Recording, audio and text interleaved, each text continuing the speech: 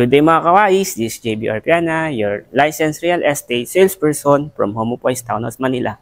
And today, nandito tayo ngayon sa Sampaloc, Manila para ipakita sa inyo itong ating 2-story townhouse unit na merong lot area na 60 square meters at total floor area of 120 square meters.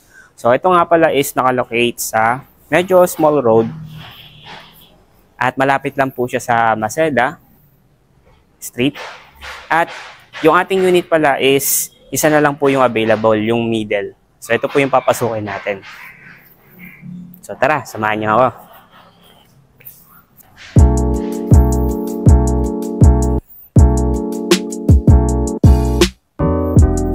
Okay, so upon entry pala ng ating unit, so ito po pala yung ating car garage na kasya po yung ating SUV or even van po.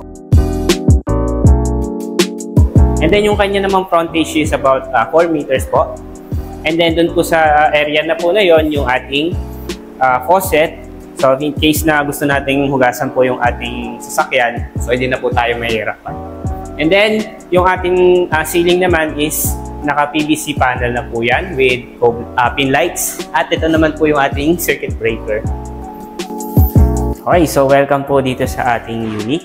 So ito nga pala yung ating door na meron na rin po siyang multiple locks at well secured talaga. At ito po yung pinaka-living space po natin.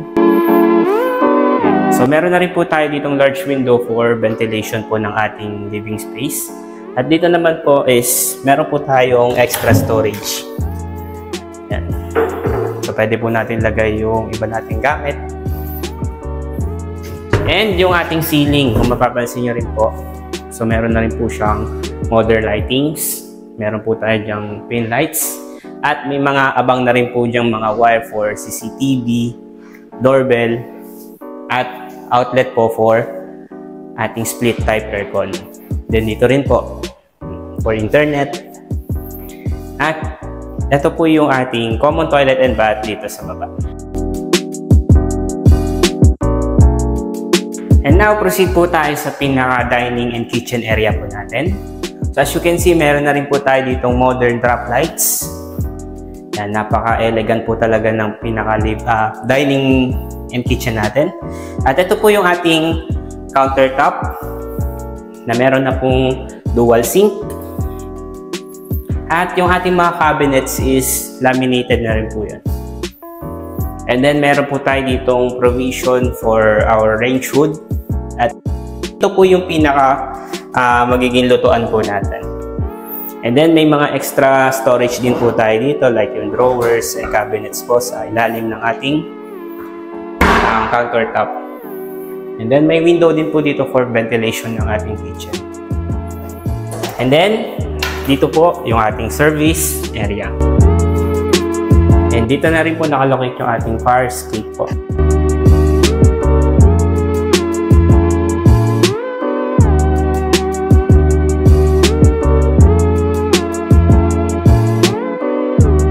Tara, aakyat naman tayo sa second door.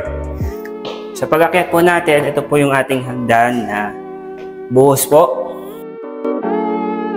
At ito po yung ating modern chandelier. At dito muna tayo sa first room dito sa ating second floor. Okay, so bago pala tayo pumasok dito sa first room natin, so ito po pala yung ating common toilet and bath dito sa second floor. Meron na rin po tayo dyang shower, wall niche, and then yung ating wall-mounted sink. At tara, pasok na tayo dito sa unang room. Okay.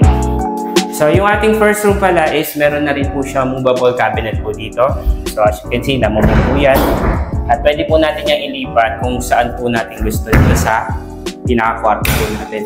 And I think kasya lang po dito is single bed or pwede rin naman po tayo dito gumawa ng loft bed. And then may provision na rin po tayo dito for AC na window type po natin. At ito po yung pinaka-window po natin dito.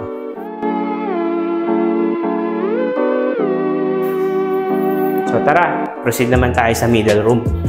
Po tayo dito sa ating second room.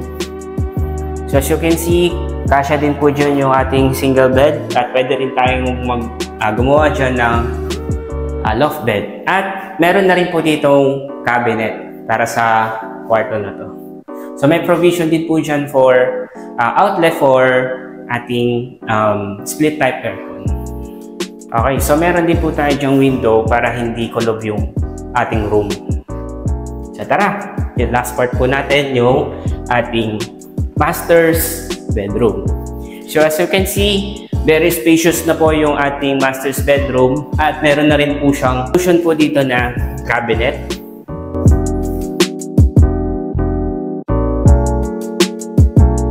So may mga windows po dito tayo or owning windows para sa ventilation po ng ating master's bedroom. And then, naka-PVC panel pa rin po yung ating master's bedroom, yung ceiling niya. And high ceiling din po siya. May mga outlets din po tayo dito dahil dito po yung pinaka magiging media wall po ng ating master's bedroom. At dito naman po yung kanyang magiging, I think kasya po dito yung king size of bed. So meron na rin po diyang outlet, pagkabilaan, space for side table po natin para sa ating lamp or iba pa.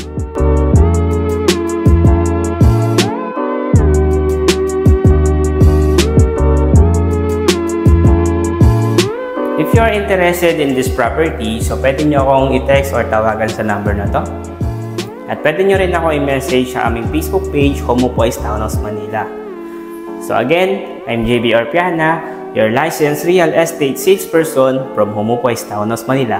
See you next time. Bye-bye!